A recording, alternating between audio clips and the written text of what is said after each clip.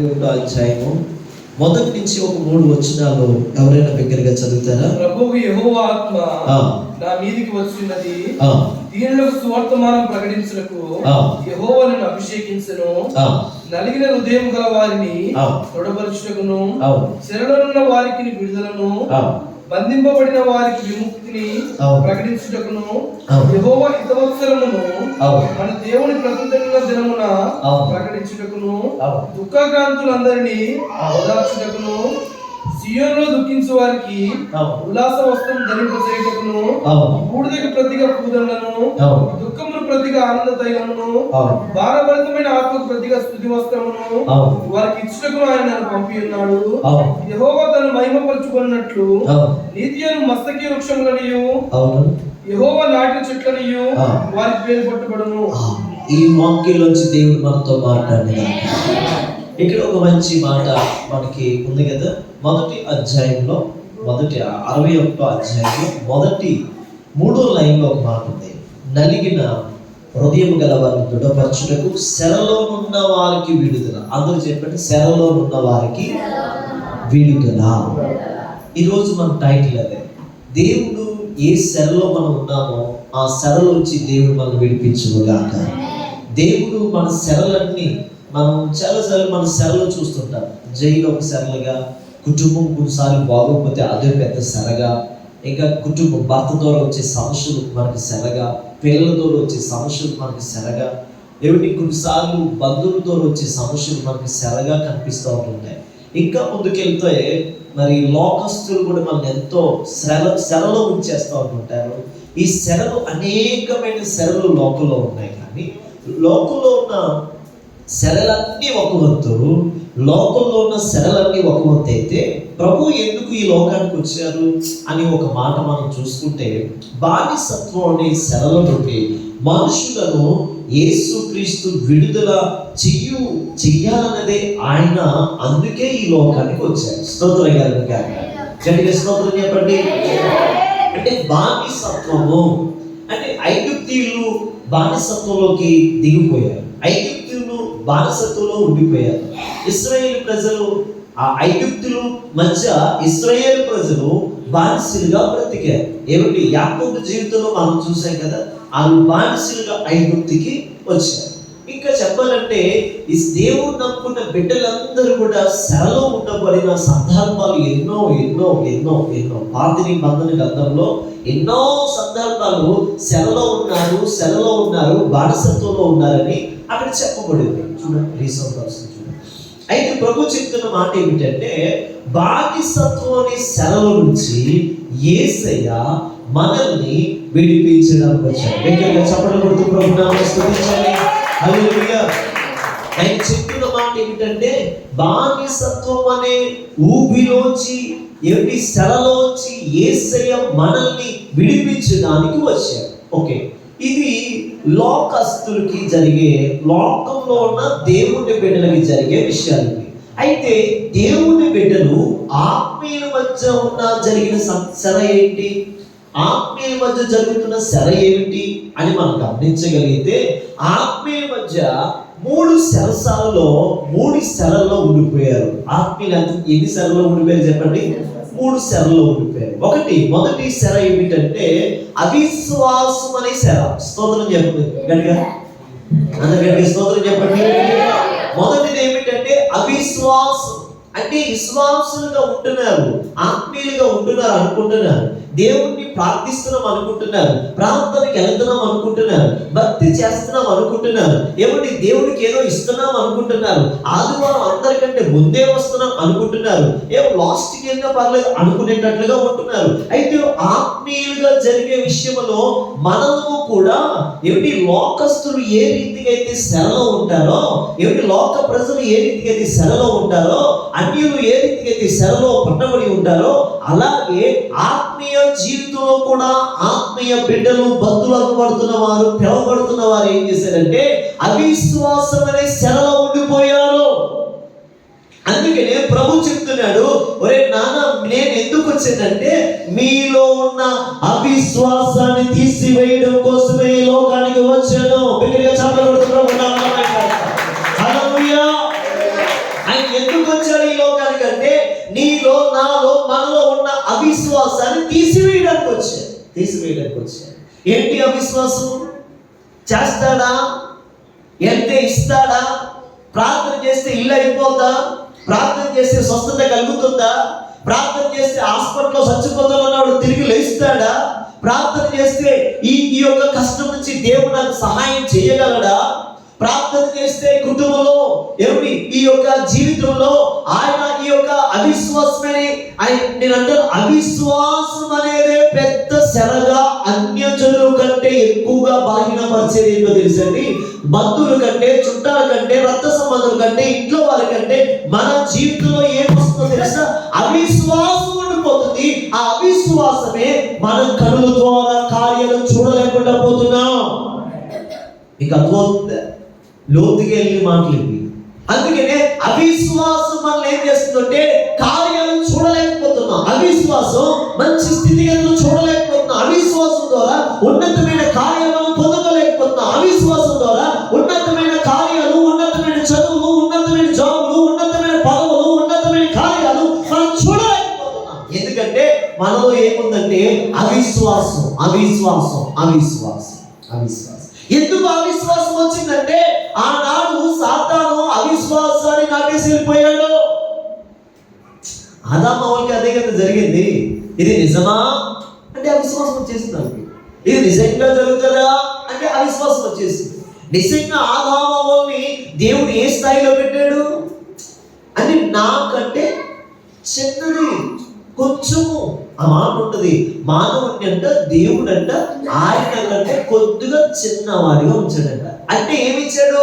దేవుడు తర్వాత ఆదాము మాత్రమే అధికారిగా ఉన్నాడు. మనకి మొదటి అధికారి యేసు అయితే రెండో అధికారి ఆదాము. అంత అథారిటీ ఇచ్చిన దేవుడు, అంత అధికారం ఇచ్చిన దేవుడు, అంత శక్తి, అంత స్వేచ్ఛ, అంత స్వతంత్రం ఇచ్చిన దేవుడు వీళ్ళు ఏం చేశారు? ఒక సమయంలో అవిశ్వాసంలోకి వెళ్ళిపోయారు. చూసారా? అవిశ్వాసం చాలా కష్టం అండి. అవిశ్వాసం చాలా డేంజర్ అండి. మీరు చూడండి, అవిశ్వాసులతో విశ్వాసి పొత్తి చేశాడా నష్టం కలిగిపోతుందండి. అవిశ్వాసంగా ఉన్నవాడితో విశ్వాసి జర్నీ చేశాడంటే నిజంగా ఈ విశ్వాసి కూడా అవిశ్వాసిగానే మారిపోతాడు. అంటే అవిశ్వాసంతో మనం జర్నీ చేయకూడదు. అవిశ్వాసంతో ఉన్న వారితో మనం ప్రయాణం చేయకూడదు. అవిశ్వాసంతో ఉన్న వారితో కనీసం మనం కూర్చుని మాట్లాడడానికి కూడా ఇష్టపడకూడదు. అంటే అవిశ్వాసం ఏం చేస్తాడు అంటే దేవుడు ఇంకేం చేశాడు అంటే ఏమైంది? అక్కడ 4 చక్రాలకి గాలి ఉంది. ఏం చేస్తాడు అనగానే ఫినిష్ తీసి మేక్ తీసుకుని పొడిసినట్టు అయిపోయింది. మొత్తం 4 చక్రాలు గాలి పోయి ఏంటి కారు నిండా అంటే నేనంటే ట్యాంక్ నిండా పెట్రోల్ ఉన్నా వెళ్ళడానికి ఏమి లేదు. అంటే నేనేం చేశాడు? అవిశ్వాసం అనే అవిశ్వాసం నేనేం చేసిందంటే నీకు గాలి లేకుండా ముందుకు వెళ్ళడానికి అవకాశం లేకుండా చేసేసింది. అందుకనే అవిశ్వాసంగా మనం ఉండకూడదు. దగ్గరగా చెప్పలు కొడుతూ ప్రభు నామమున హల్లెలూయా చెప్పండి. హల్లెలూయా. అవిశ్వాసంతో మనం ఉండకూడదు. అవిశ్వాసంతో మనం జీవించకూడదు. అవిశ్వాసంతో మనం పొద్దు చేయకూడదు. అవిశ్వాసంతో మనం జర్నీ స్టార్ట్ చేయకూడదు. మనం స్టార్ట్ చేయవలసింది ఎవరితో తెలుసా? విశ్వాసం గల వారితో స్టార్ట్ చేయాలి. విశ్వాసం గల వారితో మనం జీవించాలి. విశ్వాసం గల వారితో మనం నడవాలి. ఎవరంటే ఈరోజు అలా ఉండేది? ఇస్తాడమ్మ దేవుడు అలాంటి పోతున్నాను చేయడమ్మ దేవుడు ఇంకేం చేస్తాడమ్మా? ఆయన పర్లోక రాజులో ఉండిపోతాడు, మన భూమి మీద ఉండిపోతాడు. మన పని ఏంటమ్మా? ఒక ఆయన పాట ఆడుతున్నాడు, దేవుడికి ఏమి ఆయన ప్రశాంతంగా ఉన్నాడు, మానవులే కష్టపడుతున్నాడు. దేవుడికే హాయిగా ఉన్నాడు, మానవుడే కష్టాలు పడుతున్నాడు. దేవుడు హాయిగా ఉన్నాడు ఏంటండి? ఈ మానవుడు కోసం హాయిగా ఉన్నాడా? ఈ మానవుడు దేవుడిని హాయిగా ఉంచాడా? ఉంచలేదు. ఈ మానవ జాతి యేసుక్రీస్తు ప్రభువుని హాయిగా ఉంచలేదు. కలవలసిని ఎక్కించింది. యోగ్యత కలిగిన కలవలసిని ఎక్కించింది. చేతిలో, తలపుల్లో, తల మీద, చేతుల మీద, శరీరం మీద ఆయనకి ఇంక ఎక్కడ నేను చెప్పాలంటే ఆయన నిలువెల్లా చీల్చబడ్డాడు. ఆయన హాయిగా ఉండబెట్టండి, మన కోసం త్యాగం అయిపోతే. ఒక ఆయన పాడుతున్నాడు తెలియక. ఆయన ఎందుకు పాడుతున్నాడంటే ఒకటి వేసుకున్నాడు లోపలికి, ఒకటి వేసుకున్నాడు కంటే ఆయన దేవునికే హాయిగా ఉన్నాడు అని పాడుతున్నాడు. దేవుడు హాయిగా ఉంటాడండి. మానవుల్ని కాపాడడం కోసం దేవుడు ఎప్పుడు నిరంతరం కునికిపాటు లేకుండా ఉన్నాడు. మీరు చదవండి, కీర్తన ఇశ్రాయేలును కాపాడువాడు కునుకగా నిద్రపోతలేదు. నువ్వు నిద్రపోతున్నావు కానీ ఆయన నిద్రపోలేదు. నిన్ను, నీ పిల్లల్ని, నిన్ను, నీ కుటుంబాన్ని, నిన్ను, నీ భర్తని, నిన్ను, నీ వ్యాపారం, నిన్ను, నీ సంసార జీవితాన్ని, జాబుని, ప్రాధాన్యతని, సమస్యను కాపాడడం కోసం ఆయన నిరంతరం నిన్ను కాపాడడం కోసం కునికి లేని వాడిగా మారిపోయాడా? మనం ఏం చేస్తున్నాం? ఆయన చాలా ప్రసన్నంగా ఉన్నాడండి. మనకేనండి ఇన్ని కష్టాలు. ఈ క్రిస్మస్ కూడా బట్టలు లేవండి. అసలు ఇన్ని కష్టాలు ఏంటంటే బాబు, ఎవరు పెట్టుకున్నారు కష్టాలు? మనమే పెట్టుకున్నాం. హాయిగా ఉన్న మన జీవితాన్ని, మనమే ప్రశాంతంగా ఉండవలసిన జీవితాన్ని కష్టపెట్టుకుంటున్నాం. కొన్నిసార్లు కొన్ని తగిలించుకున్నామా లేదా? డోగ్రా తగిలించుకున్నాం, ఈఎంఐలు తగిలించుకున్నాం, అంతే కదండి బ్రదర్. నేను అదే చెప్తున్నా, నాకు ఉన్నాయే మీకు చెప్తాను చూడండి. ఈ డోగ్రా తగిలించుకుంటారు, ఎల్ఐసీలు తగిలించుకుంటారు, అప్పుడప్పుడు సీట్ కడతారు, ₹1,00,000 నెలకు ఒకసారి, లేకపోతే సంవత్సరానికి ఒకసారి. లాస్ట్లో పాడుకుంటాక ఏం చేద్దాం? మనం తగిలించుకున్నాం. ఎవరి కోసం తగిలించు? మన కోసమే. మరి కష్టాలన్నీ నాకే అడ్డమేంటి? ఆయన తగిలించుకోమన్నాడా నేను? ఆయన బొస్తు పెడతానన్నాడు నేను? ఆయన బట్టలు ఏమన్నాడా నీకు? ఆదామకి ఇచ్చాడు కదా. ఇప్పుడు వాళ్ళు కచడాలు చేయించుకోండి, ఆకులు ఏదో కప్పుకుంటుంటే ఒరే దగ్గర కూడా ఆకులు కాదురా నేనే ఇస్తాను అని చెప్పి ఒక జంతువుని చంపి ఆ తోలు తీసి వస్త్రాలు చేసి ఇచ్చాడు కదా. అంత గొప్ప దేవుడు కదా ఆయన. మరి నిన్నెందుకు విడిచిపెట్టేస్తాడు? క్రిస్మస్ మీకు అందరికి మంచి వస్త్రాలు దేవుడు ఇచ్చిన ఆల్రెడీ కొంతమందికి ఇచ్చేసినట్టున్నాడు. అక్కడికి స్తోత్రం చెప్పండి. హల్లెలూయా, హల్లెలూయా. ఆయన అంటున్నాడు, మన శర ఏమిటి? మనం టాపిక్లోకి వద్దాం, మన వాక్యంలో మన శర ఏమిటి? ఈ రోజు అన్యజనులు రకరకాలైన శరలో ఉన్నారు. కానీ విశ్వాసి, దేవుని బిడ్డ, దేవుని బిడ్డలుగా, బంధువులుగా ఉంటున్న మనము అవిశ్వాసం అనే శరలో ఉండిపోయాం. ఈ శరలోంచి మనం బయటికి రావాలి. ఈ శరలోంచి రావాలంటే దేవుడు విశ్వాసి కలిగిన దేవుడు, విశ్వాసానికి కర్త, దాన్ని కొనసాగించి యేసు నీ హృదయంలోకి రావాలి. విశ్వాసాన్ని కొనసాగించి యేసు నీ హృదయంలోకి రావాలి. అది యేసు వైపు చూస్తూ కొనసాగించి యేసు, ఆ యేసు నీ హృదయంలోకి వస్తేనే నీ విశ్వాసము బలపడుతుంది. అంతేగాని విశ్వాసనండి నాకు చాలా విశ్వాసం ఉందంటే ఎక్కడండి? స్తోత్రం గారు. గత 3 days క్రితం మనం సులుసు ప్రాంతంలో చిన్న ప్రార్థన చేస్తాం. వర్షం అనబడి చేయబోతుంది. బాక్సులు చూస్తే కాస్ట్లీ బాక్సులు, ఏం చేయాలో అర్థం కాని పరిస్థితి. ఏం చేయలేదు, నాకు ఒకటే దోస్తుంది. ప్రార్థన చేస్తాం, చిన్న ప్రార్థన, అంతే కదండి. మీరు చూసారో లేదా కార్యం? నేను అంటాను, విశ్వాసము అంతకంతకు నీలో అభివృద్ధి అవ్వాలి. నీలో అభివృద్ధి అవ్వాలి. విశ్వాసము గలదానమే నడవాలి. విశ్వాస యాత్రలో నడవాలి. విశ్వాసాన్ని పట్టుకుని ముందుకు వెళ్ళాలి. ఒకవేళ డబ్బు లేకపోయినా, ఏమీ లేకపోయినా, నీతో పాటు ఏముండాలంటే గుండుడంత గుప్పుడంత విశ్వాసంతో ముందుకు సాగిపోవాలి. నేను ఇంకా గుప్పుడు అన్నాను, యేసుప్రభు అయితే ఆవగింజంత అన్నాడు. అంతే కదా, ఆవగింజంత విశ్వాసం, ఆవగింజంత విశ్వాసంతో సాగిపో. కొండలు కూడా నీకు మెట్టల్లాగా సరళం చేయబడతాయి. దేవుని స్తోత్రం కలుగుగా. అంటే ఆవగింజంత విశ్వాసం ఉంటే చాలు. కొండల సైతం, కొండలాంటి కష్టాలు కూడా, కొండలాంటి మనుషులు కూడా, కొండలాంటి వారు కూడా నీ ముందు సదురు భూమిగా మారిపోతారు. మీ సౌండ్ ఎక్కువైపోయిందా? లేదు కదా, ఎక్కువైంది. ఆ బాక్స్ ఇలా పెట్టి ఇటువైపు పెట్టి ఎంత ఫస్ట్లో పెట్టదు అలా పెట్టి, అది రైట్. ఇక అది పూర్తిగా హల్లెలూయా. ఇప్పుడు మీ క్లారిటీగా ఉంది కదా. అందుకే అంటే ఒక్కోసారి బేస్ ఎక్కువ అవుతుంటుంది. నా బేస్ కాదు, ఆత్మ బేస్. స్తోత్రం గారు, నా బేస్ అనుకున్నారట. నాకు నిజంగా గట్టిగా అరలేను బయట అయితే. నిజం చెప్తా, ఎక్కడికి స్తోత్రం చెప్పండి. ఆత్మవేశం ఒక్కొక్క మాట తోపుతా ఉంటుంది. స్తోత్రం కలుగుగా అలిగి చెప్పండి గట్టిగా. హల్లెలూయా. ఆ బాక్స్ కొద్దిగా లేదు. అందుకనే విశ్వాసి అవిశ్వాసతో నడవకూడదు, ప్రయాణం చేయకూడదు. ఏం జరుగుతుంది? జరగదు నీకు. ఏం కలుగుతుంది? కలగదు నీకు. ఏమి ఇస్తాడేసే ఎవడే నీకు? నువ్వే కదా అంటున్నావు ఎవడని. నీకేమిస్తాడు? హాస్పిటల్కి వెళ్ళి బాగుపడవు, డాక్టర్ అంటే బాగుపడవు. ఆ బాగుపడరు అంటే నీకు దేవుడు లేడండి, చర్చి మానేస్తాడండి. మానే, ఎవరికి నష్టం? మానే, చర్చి మానే, ఎవరికి నష్టం? అదే అంటున్నాడు. అవిశ్వాసంతో ఉంటే ఇలాగే ఉంటది మన పరిస్థితి.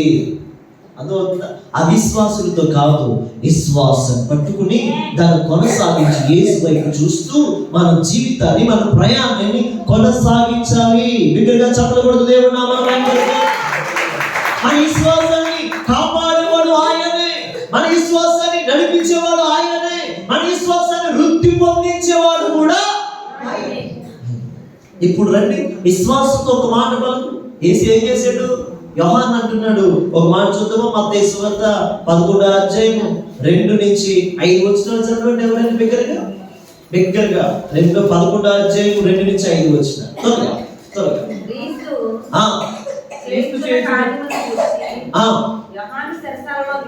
విని రాబోవువాడు నీవేనా? అమ్మా చూడండి, ఈ యోహాను ఎలాంటి వాడు? మన్నుచున్నవాడు, ప్రకాశించబడుతున్నవాడు, దేవుడి ముందు ఒక బాట వేసేవాడిగా దేవుడు నమ్మాడు. కానీ ఇతనికి ఏమొచ్చిందో తెలుసా? చూడండి, ఇతనికి ఏమొచ్చింది? నీవేనా? యోహాను, నీకు అర్థం కాలేదా? బాప్తిసం ఇచ్చినప్పుడు పరిశుద్ధాత్మ వచ్చింది అతని మీదకి. ఇతను నా ప్రియ కుమారుడు అని చెప్పాడు దేవుడు. మరి నీకేమర్థమైంది యోహాను? నీకేమర్థమైంది? నీవేనా అని అడుగుతున్నావంటే ఏమర్థమైంది నీకు? ఇతను ఎవరు? భక్తిపరుడు. ఈరోజు వచ్చే పెద్ద తంట ఏంటంటే భక్తిపరులే అవిశ్వాసులుగా మారిపోతున్నారు. అప్పుడప్పుడు కొత్తగా వచ్చిన విశ్వాసులు అయిపోయి బలమైన కార్యాలు చూస్తున్నారు. 30 సంవత్సరాల సీనియారిటీ, 40 సంవత్సరాల సీనియారిటీ. అమ్మ బాబాయ్ లేదు, పుట్టినప్పుడు పుట్టే నేను అంటాడు ఒక్కొక్కడు. స్తోత్రం కలుగుగా. అంత భక్తి చేసేవాడిని మేము. ఈ రోజైతే మీరు ఇలా తిరుగుతున్నారు కానీ మేము కాలినడకలు చేసేవాడిని మేము అంటారు. ఇలా అంటే ఇలా వెళుతూ మేము కాలినడకలు వెళ్ళామండి అంటారు. ఏది మరి నీ విశ్వాసం ఏది? కాలినడకలు వెళ్ళాం, ఓకే మంచిది. ఏది విశ్వాసం ఏది? నీ విశ్వాసం ఎక్కడ వృద్ధిపోతుంది? యోహాను చిన్నోడు ఏం కాదు. యోహాను అప్పట్లో మంచి ఎలిజబెత్ పుట్టిన ఒక కుమారుడు. అవండి ఒక మంచి. మరి ఎందుకు అడుగుతున్నాడు? నీవేనా అడిగావంటే ఏదో సందేహం ఉంది కదా. అప్పుడు చెప్పమంటున్నాడు శిష్యులతో, చదవండి ఆ మాట చదవండి. మరొకరి కోసం కనిపెట్టవలనా? చూసారండి, ఈరోజు చాలా మంది భక్తి అనే ముసుగులో ఉండి, అవిశ్వాసం అనే ముసుగులో ఉండి ఏం చేస్తున్నారు తెలుసా? విశ్వాసాన్ని విడిచిపెట్టేస్తున్నారు.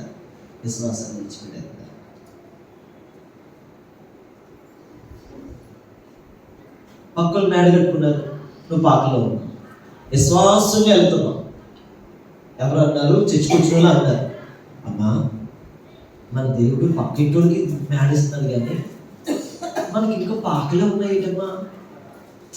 పాస్టర్ గారు అలాగే చెప్తారు ఏసీ కోసం. దేవుడు ఏం లేవు, ఇంక మనం మానేయడం మంచిది. మళ్ళీ అదేవిధంగా మనం లోకంలోకి మనం అంటే ఏమైంది అక్కడ? ఏమైంది? విశ్వాసం. అవిశ్వాసంతో పొత్తు ఉంటే అవిశ్వాసంగానే తయారవుతావు. అవిశ్వాసంతో కాదు ఉండవలసింది. ఎవరైనా అలా చెప్పితే నీ పక్కన అని చెప్పి నీకేం తెలుసు? యేసయ్య కోసం యేసయ్య ప్రాణం పెట్టాడు, చాలు అని చెప్పగలిగినంత విశ్వాసం, ప్రాణం, ధైర్యము దేవుడు నీకు ఇచ్చునుగాక. అంతంటే మేడల మిద్దుల కోసం అది ఇది వీటి కోసం కాదు మనం చేయవలసిన భక్తి. అర్థమవుతుందా? ఒక రోజు ఖచ్చితంగా ఇది విడిచిపెట్టాలా లేదా? డూప్లెక్స్ ఇల్లు కట్టావు, విడిచిపెట్టాలా లేదా? మంచి ఇల్లు కట్టావు, ఇంద్రభవనం కట్టావు, విడిచిపెట్టాలా లేదా? చెప్పండి. వెళ్ళాలి. మీకు ఇంకా చాలా టెక్నాలజీ తక్కువ వచ్చింది. క్లాప్స్ కొడితే లైట్ వెలుగుతాయి, విజిల్ అయితే ఏసీ వెలుగుతుంది, ఏసీ ఆన్ అవుతుంది. ఏమండి మనసు వెళ్తే డోర్లు ఓపెన్ అవుతున్నాయి. ఇంత టెక్నాలజీ వచ్చేసింది ఈ రోజు. మనం ఇంకా డోర్లు ఇంకా కప్పలు ఎత్తనే ఉన్నాం. ఏమిటి మాట్లాడితే డోర్ ఓపెన్ అవుతాయి తెలుసా? సైన్ ఇగో ఇలా పెడితే చాలు డోర్ ఓపెన్ అయిపోతున్నాయి. ఎవరు పెట్టినా అవుతూ ఇంటి అధికారి పెడితేనే అవుతుంది. అంత టెక్నాలజీ వచ్చేసింది. ఒకరోజు చచ్చిపోతాడా లేదా? అంత ఇల్లు కట్టుకున్న సత్తాడా లేదా? చెప్పండి అమ్మా. అంటే నేను అంటాను, నువ్వు ఇల్లు కోసం నమ్ముకున్నావా యేసయ్యని? నువ్వు డబ్బు కోసం నమ్ముకున్నావా యేసయ్యని? జాబ్ కోసం నమ్ముకున్నావా యేసయ్యని? డబ్బుల కోసం, బట్టల కోసం, వస్తువుల కోసం నమ్ముకున్నావా యేసయ్యని? నో. అలాగైతే నీకు విలువ లేదు, యేసులోనికి విలువ లేదు, యేసులోనికి విలువ లేదు. అందుకనే విశ్వాసిగా కలిగి యేసును చూస్తూ మన ప్రయాణాన్ని కొనసాగించుదాముగాక. ఏమిటి వీటి కోసం ఇవన్నీ ఇస్తాడండి. ఇవన్నీ నథింగ్ దేవుడికి. అరే చిన్న చిన్న బిస్కెట్లు అడిగితేనే చిన్నపిల్లలాగా అంటే చిన్నపిల్లలు ఏం చేస్తారు? షాప్కి తీసుకెళ్తే పెద్ద షాప్ ఉంటుంది. ఇప్పుడు డిమార్ట్ ఉందండి, డిమార్ట్కి వెళ్ళి తీసుకెళ్ళిన పిల్లలు ఏమడుగుతారు? 5 స్టార్ కొంటాడు, 5 స్టార్ కొంటాడు, 5 స్టార్. మీరు ఎప్పుడు చూడండి 5 స్టార్ ఎక్కడ పెడతారు తెలుసా? కరెక్ట్గా బిల్ కౌంటర్ దగ్గర పెడతారు. మీరు చూడండి, బిల్ కౌంటర్ దగ్గర పెడితే ఆ చిన్న పిల్లలు దాంట్లో కూర్చోబెడతాం కదా, ట్రాలీలో కూర్చో ఆ కంటికి అది కనబడుతుంది.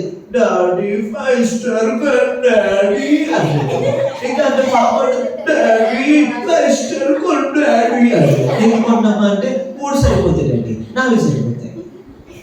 అంటే డిమార్ట్ అంతా ఇస్తాడు, అది నీకు తెలియదు.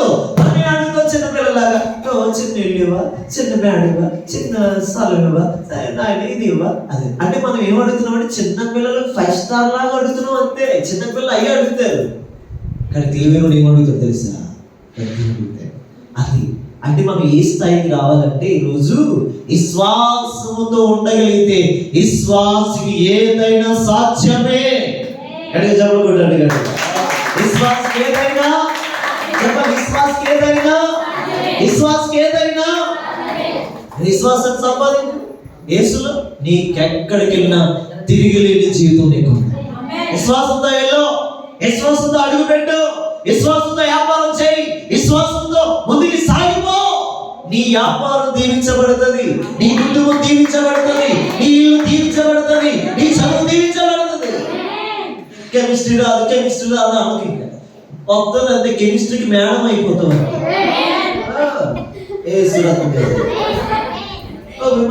కెమిస్ట్రీ అంటే భయం, కెమిస్ట్రీ అంటే భయం. ఏం చేస్తుంది? ప్రాణం తీసేస్తుందా? మరి ఉన్న చదువులో అందరూ దద్దమలా అలా మనకులా వెళ్ళిపోయిన వాళ్ళే. కెమిస్ట్రీ అంటే భయం చాలా మందికి. మ్యాథ్స్ అన్నయ్య, మ్యాథ్స్ అన్నయ్య తినేస్తుందా? నిన్ను చంపేస్తుందా? అసలు అక్షరాలు రానుడు ఈరోజు మ్యాథ్స్ సార్ అయిపోతున్నారు, వాళ్ళే అయిపోతున్నారు కదా. దేవుడు ఉన్నాడు నీకు. విశ్వాసంతో చెయ్యి, ఏది చేసినా విశ్వాసంతో చెయ్యి. కాబట్టి మన చెర ఏంటో తెలుసా? బతుపల్లిగా ఉన్న మన చెర అవిశ్వాసం నుంచి బయటికి రావడానికి యేసయ్య నీకు తోడుగా ఉండడం కోసం వచ్చాడు. ఆమె చెప్పండి గట్టిగా, 3 సార్లు చెప్పండి గట్టిగా. యేసు నామములో అవిశ్వాసమైన చెరలోంచి మీరు బయటికి వచ్చుదురు గాక. అవిశ్వాసమైన చెరలోంచి మీరు బయటికి వచ్చుదురు గాక. అవిశ్వాసమైన చెరలోంచి బయటికి వచ్చుదురు గాక. ఆమేన్. అంతేనండి, మన విశ్వాసంతో ముందుకు సాగిపోతాం. మన చెర ఏంటి చెప్పండి? మొదటి చెర చెప్పాలి, మీ పక్కకి వెళ్ళకుండా చెప్పండి. మన చెర మొదటి చెర అవిశ్వాసం. ఏ విశ్వాసం? అవిశ్వాసం. మన చెర అవిశ్వాసం.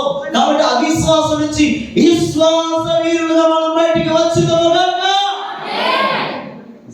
అంటే విశ్వాస వీరులకే గొప్ప కార్యాలు జరుగుతాయి. అంటే ఆగరాడంటే యెహోషువ స్తోత్రం కలుగును. దేన్ని ఆగరా మన పిల్లలు అన్నట్టు అన్నదైనా అన్నట్టుగా అన్నదైనా ఆగా ఎంతమో ఆయన చేయబోతున్నాడు. కాబట్టి ఆగరా అన్నాడు. అదే సూర్యుడితో ఆగిపోయింది. ఎందుకు ఆగిపోయింది? ఏముంది లోపల? ఎవరున్నారు? విశ్వాసాన్ని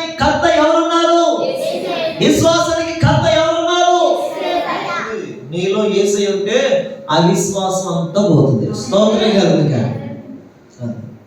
కాబట్టి ఒక భక్తుడు అన్నాడు, ఒరే యేసు ఎక్కడో లేడు, మన హృదయంలో ఉన్నాడు అన్నాడు. అంటే నువ్వు విశ్వాసంతో బతికితే నీలోనే ఉన్నాడు ఆయన. స్తోత్రం కలుగుగా. చోట జీసస్ అంట మనం ప్రైజ్ అతను ఏమని ఐఎమ్ చోట జీసస్ అంటే నేను చిన్న యేసుని అలా చెప్పండి గట్టిగా. నేను చిన్న యేసు ఎక్కడికి వెళ్తే ఆ కార్యాలు జరుగుతాయి. పెద్ద యేసు వెళ్తున్నప్పుడు కార్యాలు జరిగాయి కదా. ఇప్పుడు చిన్న యేసు అయినా సరే కార్యాలు జరుగుతాయి. అంటే నువ్వు ఏమనుకోవాలి, నేను యేసుని అందులో ఎప్పుడు నేను యేసుని, యేసు నాలో ఉన్నాడు, నేను యేసులాగా ఉన్నాను, నేను ఎంతుంటే యేసులాగా ఉంటాను, నేను మాట్లాడుతుంటే యేసులాగా ఉంటాను, నేను టచ్ చేస్తే యేసులాగా కార్యాలు జరుగుతాయి. ఆమేన్. అందుకని యేసు అన్నాడు, రే చెప్పండి చెప్పండి కళ్ళు తెరవబడాలంటే గుడ్డివారు చూపు పొందుతున్నారని చెప్పారు. గుడ్డివారు చూపు పొందుతున్నారని చెప్పారు. ఆ మాటలు చదివితే నీకు కనబడతాయి.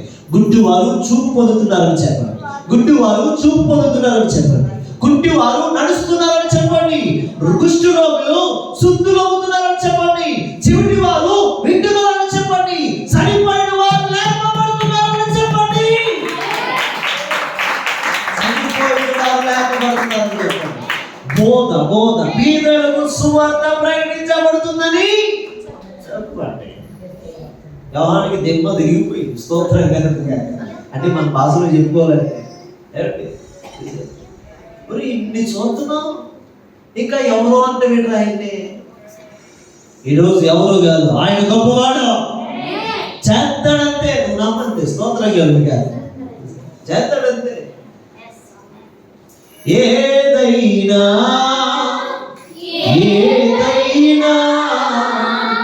నా జీవితములో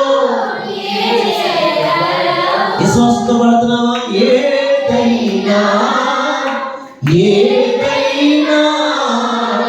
నా జీవితములో నీవే చేయగలవు, నా జీవితములో నీవే చేయగలవు, నా జీవితములో మరొకసారి ఏదైనా నీవే చేయగలవు,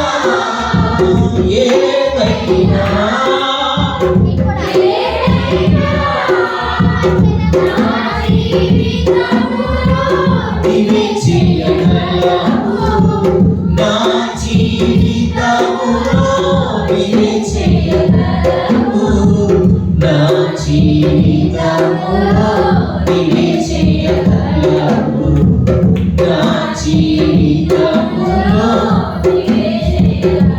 హల్లెలూయా. గుడ్డివారు, మోగవారు, గుడ్డివారు, చెవిటివారు, చనిపోయిన వారు కార్యాలు జరుగుతుందని చెప్పండి. స్తోత్రం కలుగుగా.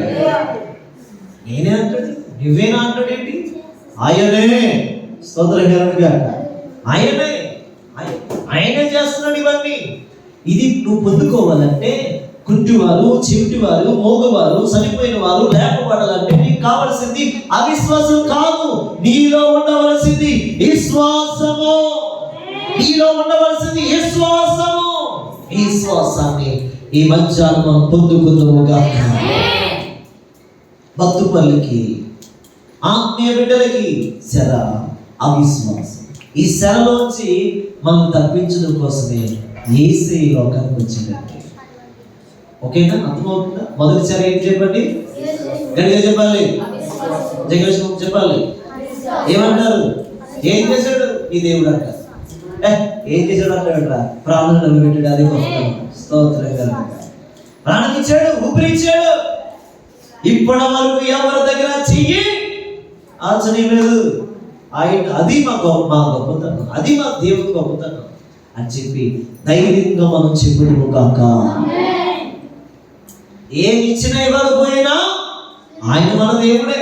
స్తోత్రం కలుగుగా. ఈ స్టేట్మెంట్ ఎవరు చెప్పారు? శత్రువుకి మిషిగా బెతుకుల దగ్గర రండి. ఆయన అన్నాడు, ఆయన రక్షించినా రక్షిస్తాడు, రక్షించకపోయినా రాజా నిన్ను సేవించే అంత, నిన్ను సేవించడానికి నేను లేవు. ఆయనే మా సేవకుడు, ఆయనే మా ఆరాధకుడు, ఆయనే మాకు పూజకు అర్హుడు, ఆయనే నేను సేవిస్తాను. మనుషులు సేవించడానికి రాలేదు మేము, ఈ లోకంలో ఉన్న వాళ్ళు సేవించడానికి రాలేదు మేము. మా దేవుడు ఉన్నాడు, ఆయన నజరేతుడు, ఆయన నేను సేవించడానికి వచ్చామని రాజుగారికి సమాధానం దీర్ఘంగా చెప్పారు. స్తోత్రంగా. ఇది ఇది దేవుడు విశ్వాసం అంటే ఇది, విశ్వాసం అంటే ఇది. పడి చేసిన విశ్వాసం ఉంటే కాపాడబడతాం. స్తోత్రం కనుక. కాబట్టి నేను అంటాను, మొదటిది ఏమిటంటే నీలోకి అవిశ్వాసం అనే శర ఉంది. ఆ శరం కావాలనే సాతాను పెట్టాడు. కొన్నిసార్లు మీ పక్క వారు అంటారు, ఏ జరుగుతుందిలే అంటారు. ఇలాంటివి ఏం పట్టించుకోవద్దు. చేస్తాడని నమ్మండి, ఇస్తాడని నమ్మండి. ఇవన్నీ మనం చూస్తామని నమ్మండి. అందుకని మొదటిది ఏమిటంటే అవిశ్వాసం నుంచి మన విశ్వాసముకు వచ్చుదుము గాక. రెండో మాట చూద్దాం రండి. రెండో మాట చదవండి. మొదటి పేతురు 3:20 రెండో మాట ఏమిటంటే అవిధేయత అనే శర. అవిధేయత అందరూ పలకండి. అవిధేయత ఇంగ్లీష్ లో డిస్ ఒబీడియంట్ అని ఉంటుంది. ఒబీడియంట్ వేరు, డిస్ఒబీడియంట్ వేరు. అవిధేయత అంటే ఏంటి? అమ్మా ఇలా చూడు, నా వైపు నేను మళ్ళీ వాక్యంలోకి. అవిధేయత అంటే ఏంటి? మాట వినకపోవడం, లోబడకపోవడం, ఇంకా మాట వినకపోవడం, లోబడకపోవడం, ఇంకా చెప్పింది అది కూడా మాట వినకపోవడంలోకి వస్తుంది కదా. ఇలా అంటే అవిధేయత ఏమిటంటే దేవుడు ఏదైతే మనకి ఇచ్చాడో అది చేయకపోవడమే అవిధేయత. దేవుడు మనకి ఏదైతే చెప్పాడో అది చేయకపోవడమే అవిధేయత. దేవుడు ఎలా ఉండమన్నాడో అలా ఉండకపోవడమే అవిధేయత. అంటే దేవుడు ఏది పట్టుకోమన్నాడో అది పట్టుకోకపోవడమే. అందుకే నేను చదవండి, ఆ మాట చదవండి. మొదటి పేతురు 3:20 చదువుతున్నాను. దేవుని దీర్ఘశాంతము ఇంకా కనిపెట్టి చుండినప్పుడు పూర్వము నోవాహు దినములలో ఓడ సిద్ధపరచబడుచుండగా అవిధేయులైన వారి యొద్దకు అనగా చెరలో ఉన్న ఆత్మల యొద్దకు. చూడండి, అవిధేయులైన వారి యొద్దకు అనగా చెరలో ఉన్న ఆత్మల యొద్దకు ఆయన ఆత్మస్వరూపిగానే వారికి ప్రకటించి ఆ ఓడలో కొందరిని అనగా 8 మందిని నీటి ద్వారా రక్షించి రక్షణ పొందిరి. దానికి సాదృశ్యమైన బాప్తిస్మం ఇప్పుడు చాలండి. అంటే 8 మంది నీటి ద్వారా బాప్తిస్మం పొందారు అని చెప్పారు. ఇక్కడ జాగ్రత్త నా వైపు చూడండి. బిడ్డలు మీరు గమనించండి, దేవుడు అక్కడ ఒక మాట చెప్పాడు, దీర్ఘశాంతి అని చెప్పాడు. దీర్ఘశాంతం అంటే యేసయ్యకున్న ఒక మంచి పేరు దీర్ఘశాంతుడు. యేసయ్య దీర్ఘశాంతం చూపించాడు. అమ్మా యేసయ్య దీర్ఘశాంతం చూపించాడు. ఏ కాలంలో? నోవాహు కాలంలో ఒకసారి వెళ్తే నోవాహు కాలంలో ప్రజలు ఎలా ఉన్నారు? తాగుతున్నారు, తిరుగుతున్నారు, తింటున్నారు, పాపం చేస్తున్నారు, భేదాలు ఏమీ లేదు. ఎవరు కనిపిస్తే వాళ్ళతో, ఎవరికి నచ్చినట్లుగా వాళ్ళు, ఎవరి గృహాల్లోకి వాళ్ళు ఉంటారు, ఒకరి గృహాల్లోకి మరొకరు ఉన్నట్లుగా రకరకాల సందర్భాలు అక్కడ జరుగుతున్నాయి. ఇదంతా చూసిన ప్రభు, ఇదంతా చూస్తున్న తండ్రి అయిన దేవుడికి నొచ్చుకున్నాడు. ఎందుకు ఈ ప్రజలు చేశానా, ఎందుకు ఈ ప్రజలు ఇలా ఉన్నారు అని చెప్పి నొచ్చుకుని బాధపడి ఒక్కసారి అవకాశం ఇద్దామని తన దీర్ఘశాంతాన్ని చూపించుకుంటూ వచ్చాడు. ఎవరి ద్వారా చూపించుకుంటూ వచ్చాడంటే అక్కడ ఒక బద్దుపరుడు ఉన్నాడు. ఆ బద్దుపరుడే నోవాహు. అంటే ఆ బద్దుపరుడు అనే బదులు విధేయుడు అనొచ్చు. విధేయుడు అంటే దేవుడు చెప్పుతున్నట్లుగా బ్రతికేవాడు, దేవుడికి లోబడేవాడు, దేవుడికి ఇష్టమైన వాడు, విధేయత కలిగి జీవిస్తున్నాడు. నోవాహు భార్య, నోవాహు విధేయత కలిగి జీవించారు. నోవాహు 3 బిడ్డలు విధేయత కలిగి జీవించారు. నోవాహుకు వచ్చిన 3 కోడలు విధేయత కలిగి జీవించారు. మొత్తం ఎంతమంది అయ్యారు? 8 మంది విధేయులుగా కనిపించారు. 8 మంది. ఈ 8 మంది కూడా దేవుడు ఏం చెప్పాడంటే వాడు చేయంటే వాడు తన ఒక్కడే కాదు కానీ తన భార్య, తన కుమారుడు, తన కోడలు కూడా సహకరించారు. ఈ 8 మంది కూడా వాడ కడుతూ ఉన్నారు. అక్కడ ఆ విషయం ఉంది. వాడ కడుతూ ఉంటుంటే ఈ అవిధేయుల యొక్క గంట దేవుని ఆత్మ శరలో ఉన్న వారి యొద్దకు వెళ్ళిందంట. అంటే అవిధేయులుగా ఉన్న వారి యొద్దకు వెళ్ళి ఆత్మే నోవాహులోంచి ప్రకటించారు. అరే బాబు, లేదురా, టైం లేదురా, ఇదిగో వర్షం పడుతుంది, 40 రోజులు 40 పగలు 40 రాత్రులు సిద్ధపడండి, భయంకరమైన తుఫాను రాబోతుంది. ఇది మామూలు తుఫాను కాదు, ఏదో అలా వచ్చిపోయే తుఫాను కాదు, ఏదో అలా కనిపించి ముచ్చటగా ఏదో కళ్ళంపలా జరిగి వెళ్ళిపోయే తుఫాను కాదు. ఇది 40 రాత్రులు 40 పగలు ఏమిటి కుండపోతగా వర్షం పడబోతుంది. కాబట్టి మీరు సిద్ధపడండి. ఇదిగో దేవుడు నాతో చెప్పాడు వాడ చేయమని. ఇదిగో వాడ ఎక్కడ చేయాలి? సముద్రం ఒడ్డున చేయాలి. కానీ సముద్రం ఒడ్డు కాదు అంటుండే, ఆయన ఊరు మధ్యలో కట్టమన్నాడు. నేను కడుతున్నాను. ఎందుకు ఊరు మధ్యలో కట్టమన్నాడు అంటే ఆయన చెప్పిన మాట తప్పడు. ఖచ్చితంగా వర్షం వస్తుంది, నీరు వస్తుంది, అదొక ప్రవాహంలో వెళ్తుంది. ఆ వాడలోకి వచ్చిన వారు రక్షణ పొందుతారు, ఆ వాడలోకి వచ్చిన వారు కాపాడబడతారు, ఆ వాడలోకి వచ్చిన వారు రక్షణ, ప్రాణానికి రక్షణ కలుగుతుంది. కాబట్టి ఇప్పుడైనా నా మాట విని అని చెప్పి దేవుడే నోవాహులో పనిచేసి నోవాహు ద్వారా అవిధేయులైన ప్రజల దగ్గరికి వార్త వెళ్ళింది. విన్నారండి? వాళ్ళు విన్నారా? ఎన్ని సంవత్సరాలు ప్రకటించాడు తెలుసండి? 100 సంవత్సరాలు ప్రకటించాడు. నోవాహు ప్రకటించడం వాడ కట్టడం ప్రకటించడం. ఇన్ని రోజులు ప్రకటించినా సరే వాళ్ళు ఎలా ఉన్నారంటే అవిధేయులుగా ఉన్నారు. ఏమిటి మీకు తెలుసా? ఇంతటికి వాళ్ళు ఎవరు? దాంట్లో ఇంకా కొంతమంది గుంపు ఉన్నారు, దేవుడు అంటే ఇష్టమైన వాళ్ళు. మన బతుపల్లే ఉన్నారు, మన సంఘంలో ఉన్నట్లుగా ఉంటారే, ఇలాంటి బతుపల్లే ఆ ప్రాంతంలో ఉన్నారు. ఏంటంటే ఈ రోజు చెప్పండి, అవిధేయత అనే శరలోంచి దేవుడు మనల్ని విడిపించును గాక. దేవుడి వాక్కు నీ దగ్గరికి వచ్చినప్పుడు లోబడకపోతే, దేవుడి వాక్యం నీ దగ్గరికి వచ్చినప్పుడు లోబడకపోతే, దేవుడి స్వరం నీ దగ్గరికి వచ్చినప్పుడు లోబడకపోతే, దేవుడి మాట నీ దగ్గరికి వచ్చినప్పుడు లోబడకపోతే, నీకు కూడా మరణం ఉంది, నీకు కూడా అవిధేయత ఉంది, నీలో కూడా అవిధేయతను బట్టి నీవు కూడా ప్రాణాన్ని కాపాడుకోలే. అందుకని ప్రభు చెప్తున్న మాట, అవిధేయులుగా మనం ఉండదు, అవిధేయతను విడిచిపెట్టి విధేయత కలిగి ప్రభులాగా జీవించుదువు గాక. గట్టిగా చప్పట్లు కొడుకు దేవుడు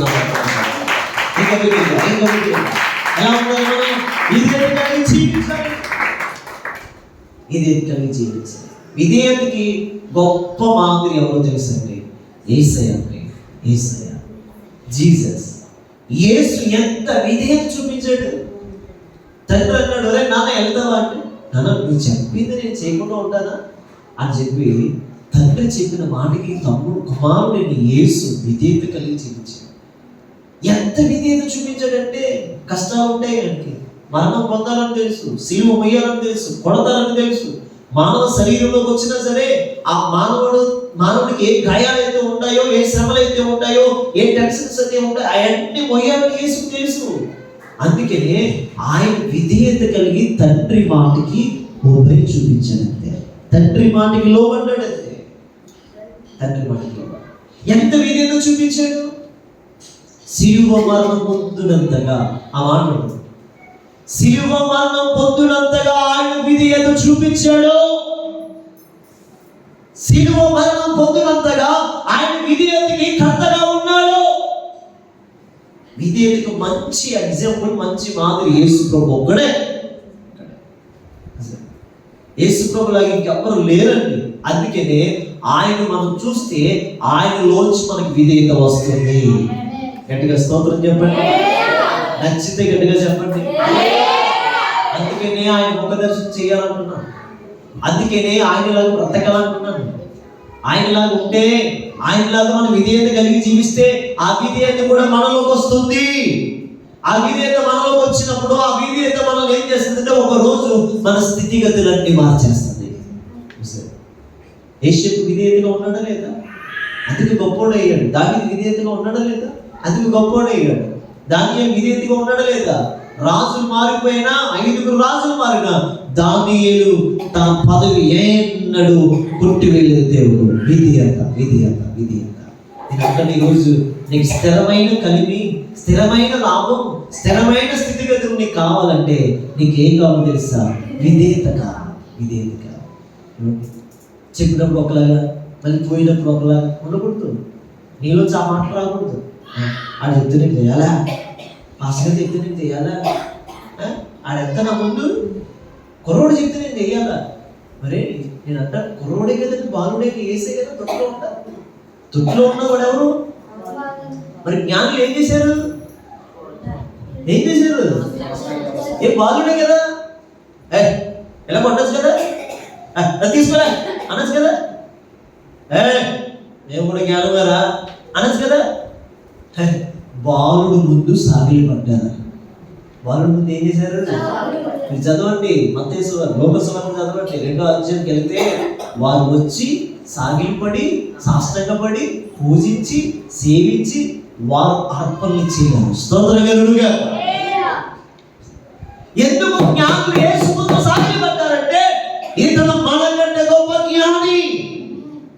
ఇప్పుడు ఇది బాలుడే, రాబోతున్న తరంలో గొప్ప జ్ఞాని. ఇతను లేకుంటే ఏది కలగలేదని నాకు తెలుసు, ఆయన తెలుసు. అందుకని జ్ఞానులైనా రాజులైనా వారు యేసు ముందు సాగిలి పడ్డారు. అది విధేయత. మేము జ్ఞానులమే, మేము విద్యావంతులమే, మీ పిహెచ్లు చేసిన వాళ్ళమే, ఎంటెక్లో, డీటెక్లో, డబ్టెక్లో చేసిన వాళ్ళమే. కానీ ఎవరి ముందు సాగిలి పడాలి? యేసు ముందు సాగిలి పడాలి. నీ చదువు అడ్డురాకూడదు దేవుణ్ణి ఆరాధించడానికి, నీ డబ్బు అడ్డురాకూడదు దేవుణ్ణి ఆరాధించడానికి, నీ పదవి అడ్డురాకూడదు దేవుణ్ణి ఆరాధించడానికి. ఈ లోకంలో ఉన్నది ఏది అడ్డురాకూడదు దేవుణ్ణి ఆరాధించడానికి. ఏంటి అదవుతుందా? అది ప్రభు చెప్తున్న మాట. అదే ప్రభు చెప్తున్న మాట. విధేయత. అడ్డొచ్చిందా ఏసైకి? అడ్డొచ్చిందండి? అడ్డొచ్చిందా? ఇగో అడ్డొచ్చిందా ఏసైకి? తండ్రి నీకేం అర్థం కాలేదా? ఆయన అనొచ్చు, ఏంటి డాడీ నన్ను ఎందుకు పంపిస్తారు? నేను నీ కుమారుని, నేను ఎక్కడికి వెళ్ళను, సింహాసనం కూర్చుంటాను అంటే దేవుడు ఏదైనా అంటాడా? తండ్రి ఏదైనా అంటాడా కుమారుని? అయితే నేనే వెళ్తాలేరా అంటాడు. అందుకంటే ఇంక సాయిస్తే ఉంది, దేవుడితో పంపిస్తే అర్థం కాదు, ఇంక నేనే వెళ్తాలేరా అంటాడు తండ్రి. అందుకనే కుమారుడు ఎంత విధేయత కలిగి జీవించాడు చూడండి. అక్కడ అబ్రహాముకి లోబడినట్లుగా ఇస్సాకు విధేయత చూపించినట్లుగా యేసయ్య యెహోవాకు లోబడ్డాడు, తండ్రికి లోబడ్డాడు. అందుకనే ఆ రోజు అబ్రహాముకి ఇస్సాకు లోబడ్డాడు కనుకనే ఇస్సాకు 100 ఫలము చూడగలిగాడు. లోబడ్డంలో విధేయత చూపించడం ఎంత గొప్ప భాగ్యము. లోబడితే విధేయత చూపిస్తే చాలండి, నువ్వు 100 సొత్తులు పొందుకోగలుగుతావు. ఎంతమందికి 100 సొత్తు కావాలి? 100 పంట, 100 జాబ్, 100 స్థితిగతులు, 100 ఆరోగ్యం. స్తోత్రంగా నేను మాట్లాడుకున్నాను. 30% నీకు కలిగింది స్వస్థత, 100% యేసు నామములో వచ్చింది. అంతే, రోగం ఉండదంటే ఆయన తాగాడంటే. స్తోత్రంగా హల్లెలూయా. అవయవాలు పెట్టాడు తాగాడంటే ఆ రోగమే ఉండదు. స్తోత్రంగా అంతే కదా. మా పరిస్థితి ఏంటంటే మీ పరిస్థితి మిమ్మల్ని పంపిస్తాడు దేవుడు. ఆయన విధేయత చూపించిన వాడికి గొప్ప విడుదల. స్తోత్రం కాక. అందుకని పెట్టారా? రెండో మాట ఏమిటంటే అవిధేయతని చెరలో నుండి మన విశ్వాసం ఏ స్థితి నుంచి రావాలి మనం బయటికి? అవిధేయత. చెప్పాలి. ఏ దేని నుంచి రావాలి బయటికి? మీ పక్కన కొట్టి చెప్పండి, అవిధేయతనే చెరలో వచ్చి, అవిధేయతనే చెరలో వచ్చి బయటికి రావాలి. చెప్పాలి. అవిధేయతనే చెరలో వచ్చి బయటికి వచ్చి విధేయులుగా మనం మారిపోదుము గాక. దగ్గరగా చాలు పెడుతూ ప్రభు నామమున యేసులాగా మనం మారిపోదుము గాక. ఇస్సాకులాగా మనం మారిపోదుము గాక. యేసులాగా మనం మారిపోదుము గాక. విధేయత అండి గొప్పను చేసేస్తుంది.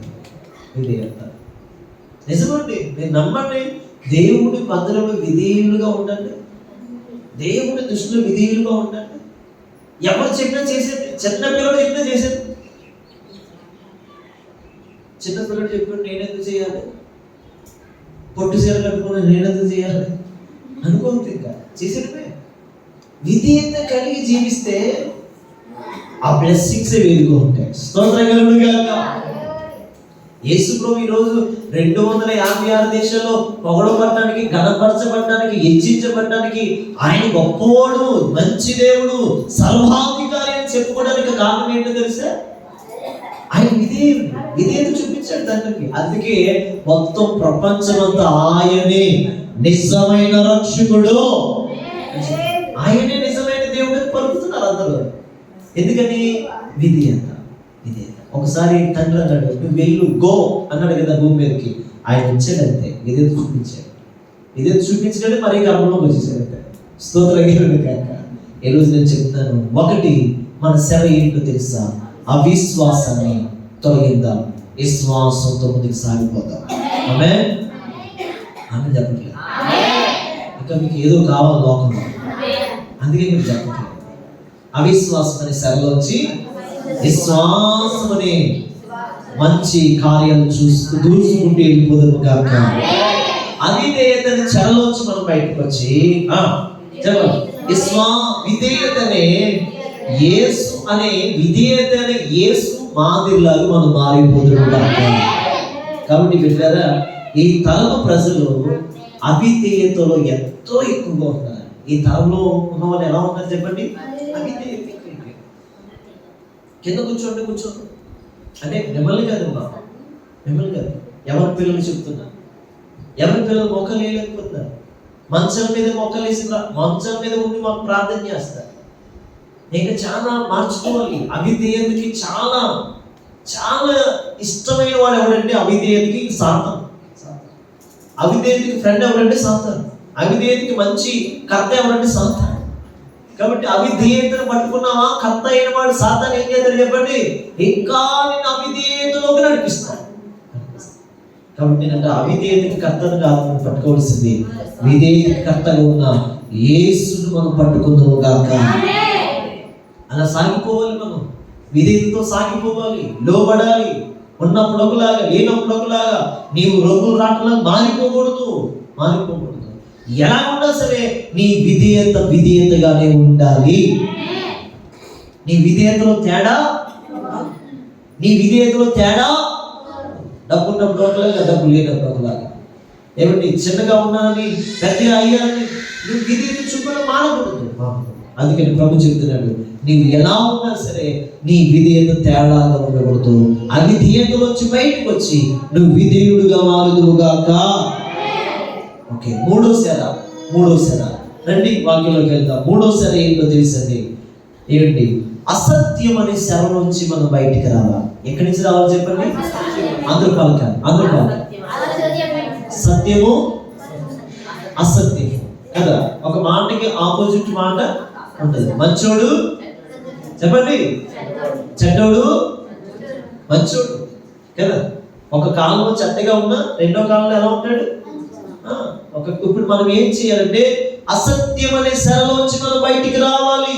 అందుకనే 2 తిమోతి రాసిన పత్రిక 2వ అధ్యాయము 23 నుంచి 25 వరకు చదువుతారా గట్టిగా?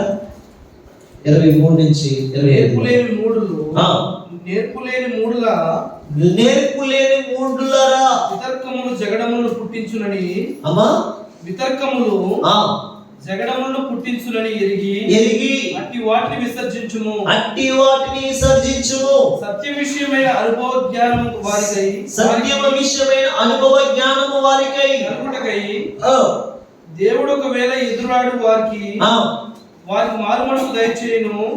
అందువలన సాతాను తన ఇష్టము చొప్పున చెరపట్టిన వీరు వాని ఉరిలో నుండి తప్పించుకుని మేలు కొనదరేమో అని ప్రభు యొక్క దాసులు అట్టి వారిని సాత్వికంతో శిక్షించు జగడమాడగా అందరిలో సాధువుగాను బోధింప సమర్థులుగాను కీడును సహించువాడుగాను ఉండేవాడు. చూసారండి, అక్కడ ఏ మాట చెప్తాడు?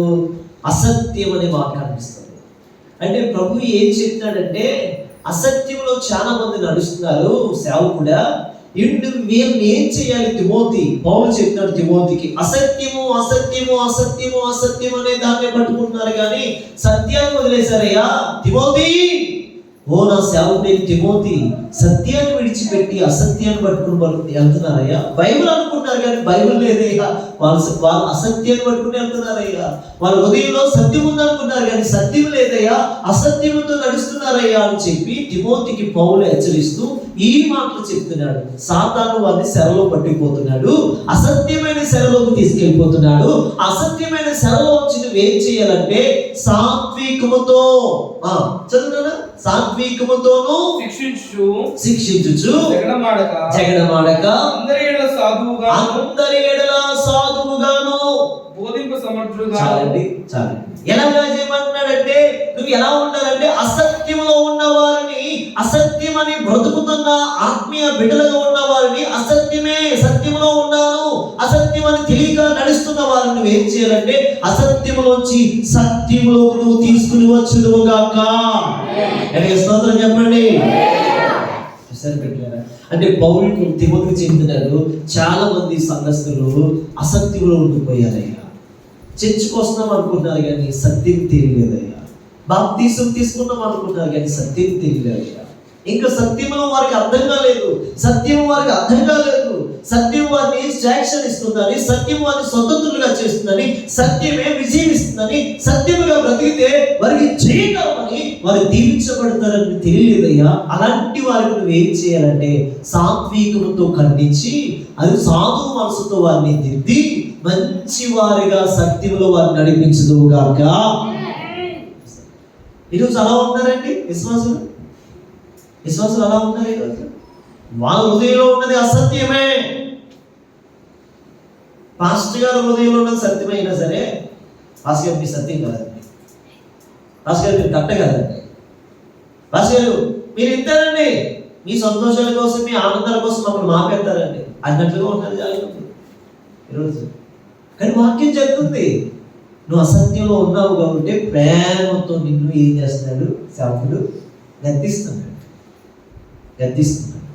ప్రేమతో, సాత్వికముతో, సాధు మనసుతో. గట్టిగా స్తోత్రం చెప్పండి. ఈరోజు పాస్టర్ గారు ఎందుకు నిన్ను గద్దిస్తున్నారంటే నువ్వు బాగుండాలి. దైవ సేవకుడు ఎందుకు నిన్ను గద్దిస్తున్నాడంటే నువ్వు దీవించబడాలి. నువ్వు బాగుండాలన్నదే ఈ వాక్యము, నువ్వు దీవించబడాలన్నది ఈ వాక్యము. మీరు ఇక్కడ ఏదో సమకూర్చుకునేది అక్కడ సమకూర్చుకోవాలంటే దేవుడి కోసం ఏదో నువ్వు బలమైన కార్యాలు చేయాలన్నదే దేవుడి వాక్యం చెప్పే మాట, దేవుడి మాట. సార్ కాబట్టి అందరిలాగా అనుకుంటారు చాలా మంది కదా, అందరిలాగా అనుకుంటారు. డబ్బుల కోసం చేసే సేవకులు వేరుగా ఉంటారండి. పేరు ప్రఖ్యాతుల కోసం చేసే సేవ వేరు. ఆస్తులు అమ్ముకుంటే బ్రతికే సేవకులు ఉన్నారు కదా, వాళ్ళకి ఎకరాలు భూములు అమ్ముకుంటే త్యాగం అయిపోయి రక్తం కాచి ప్రాణం పెట్టి ఎక్కడి నుంచో వచ్చి ఇక్కడ ఎందుకు త్యాగం అయిపోయారు వాళ్ళు అంటే వాళ్ళకి తెలిసింది అసత్యంలో ఉన్నారు. మన ఆస్తులు అమ్ముకుంటూ వాళ్ళ కోసం పనిచేయాలని. ఈరోజు ఎంతమంది ఉన్నారంటే అలాగా, ఈరోజు ఎంతమంది విశ్వాసాలు అలా ఉంటున్నారు ఆలోచించండి. అసత్యంలో ఉన్న వారిని సత్యములోకి మనం నడిపించుదుముగాక. ఈ పక్కన చెప్పండి, అసత్యంలో ఉన్న నీవు సత్యములకు రా. ఆమేన్. సత్యములకు రావాలి. నేను సత్యములకు రావాలి. నీకు తెలుసా ఈరోజు కూడా వెనక్కేసుకోకుండా బ్రతకడానికి కారణం దేవుడు నాకు చూపించాడు. నా విశ్వాసం ఒకటే, నా నమ్మకం ఒకటే, పిలిచినోడు గొప్పోడు. అది నా నమ్మకం. నేను తప్పు చేస్తే నేను భయపడాలి దేవుడి దగ్గర. నేను తప్పు చేస్తే ప్రభు దగ్గర నేను ఏడ్చి ఆయన పాదాలు పట్టుకుంటే కనికరింపబడ్డాను. నాకు తెలుసు దేవుడు నన్ను విడిచిపెట్టడానికి, నాకు తెలుసు. ఆ ధైర్యం నాకు ఉంది. దేవుడు నన్ను విడిచిపెట్టడం నాకు తెలుసు. ఆ దమ్ము నాకు, ధైర్యం నాకు ఉంది. ఎందుకంటే ఆయన లేకుండా నేనేమి చేయలేను. ఆయన లేకుండా నేనేం చేయలేను. ఈ మధ్యలో రీసెంట్గా నేను ఒక మాట చెప్పగలను. నాకు బట్టలు ఇచ్చేవారు ఎక్కువయ్యారు. నాకు బట్టలు ఇస్తున్నారు. బట్టలు ఇస్తుంటే నేను బట్టలు ఇచ్చేసాను. నాకు ఇచ్చినవి కొంతమందికి ఇచ్చాను, కొంతమంది బిడ్డలకి ఇచ్చాను. బిడ్డలకి ఇస్తే నాకు అనిపించింది, ఏడుపు వచ్చింది. ప్రభా నాకు ఇచ్చినవన్నీ ఇచ్చేస్తున్నాను అందరికీ, వచ్చిన వాళ్ళందరికీ, పాస్టర్ గారికి. గత ఒక 3 వారాల క్రితం 4 వారాల క్రితం పాస్టర్ గారు వచ్చారు. దగ్గర ఆ డ్రెస్సే 3,000 రూపాయలు కాస్ట్. అది ఒక పాస్టర్ గారు పంపించారు నాకు. ఆ డ్రెస్సే 3,000 కాస్ట్ అయితే ఆ పాస్టర్ గారికి ఇచ్చేసారు. వచ్చిన పాస్టర్ గారికి 3,000 రూపాయలు వస్త్రాలు, విలువైన వస్త్రాలు ఇచ్చారు. దేవుడు చెప్పాడు ఇచ్చేయమని ఇచ్చేసానంతే. అన్న దేవుడికి మీకు ఇమ్మన్నాడు అని చెప్పేసి ఇచ్చేసాను. ఇంకొక బ్రదర్ వచ్చారు, దేవుడికి మీకు ఇమ్మన్నాడు అని చెప్పి ఇచ్చేసాను. ఇంకా కొంతమంది బిడ్డలు కనిపించినప్పుడు ఇచ్చేసాను. దేవుడు చూడండి ఎంత గొప్ప దేవుడు, ఆశ్చర్యం అనిపిస్తూ ఉంటుంటుంది నిజంగా. సుభిక్ష ప్రాంతంలో భర్త లేడు, ఆ బిడ్డకి భర్త విడిచిపెట్టి వెళ్ళిపోయాడు. 2 ఆడపిల్లలు, 1 మగబిడ్డ, సహోదరి రిబక. ఆ బిడ్డని చూస్తుంటుంటే సీపురు పుల్లలు తీసుకుంటే బతుకుతుందండి. సీపురు పుల్లలు కదా, సీపురు పుల్లలు అక్కడక్కడ కమ్మలు పడిపోతే ఆ కమ్మలు తీసుకుంటే సీపురు పుల్లలు అమ్ముకుంటూ బతుకుతుంది. 3 బిడ్డలు పోషించుకుంటూ రావాలి. 1-2 సార్లు నేను ఏదో నాకు కలిగింది ఇవ్వగలిగాను, ఇంకా నా వల్ల అవ్వలేదు. ఎందుకంటే నా పరిస్థితులు వేరుగా ఉన్నాయి, నేను ఇవ్వలేకపోయినా. కానీ ప్రార్థన చేస్తున్నాను. ఆ బిడ్డ నిన్న రాత్రి ప్రార్థన పెట్టడానికి వెళ్తే వాళ్ళందరికీ ప్రార్థన చేసిన తర్వాత ఒక లాస్ట్లో వెళ్ళిపోతూ మాట అంది, అయ్యగారు మీకు సర్ప్రైజ్ అండి. ఒక బిడ్డ, చిన్న బిడ్డ చెప్తుంది, సర్ప్రైజ్ అండి అయ్యగారు మీకు అంది.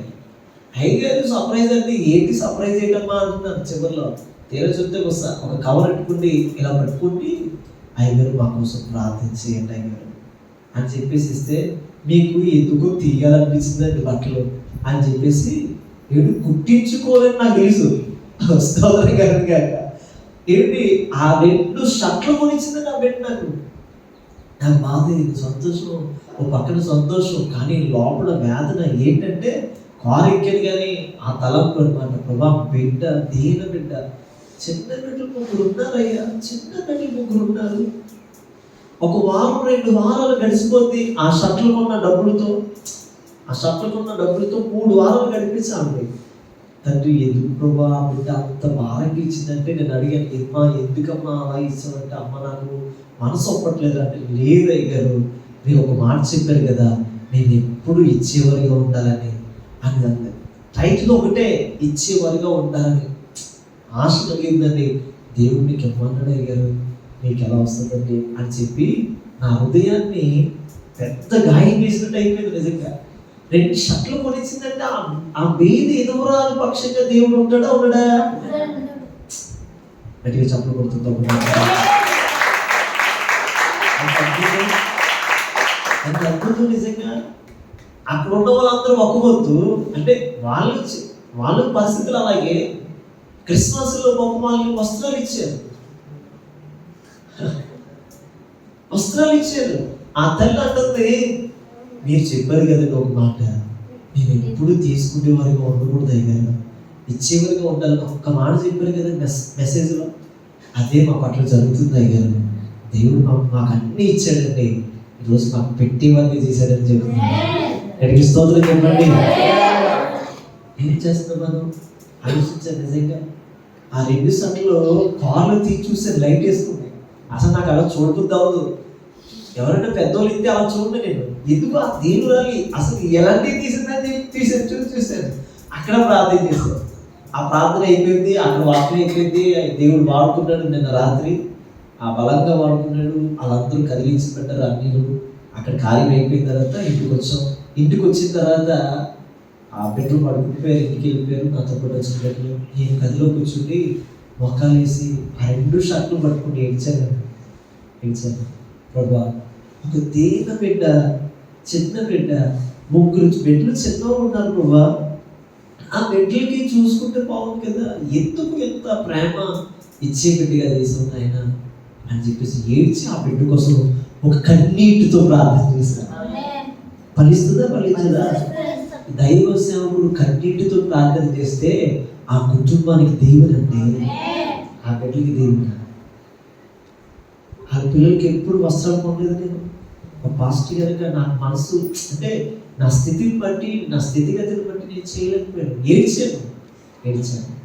ఈరోజు నేను అంటున్నాను, సత్యం తెలిస్తే ఈ లోక సంబంధమైనవి నువ్వు చూడవు, పర సంబంధమైనవి చూస్తావు.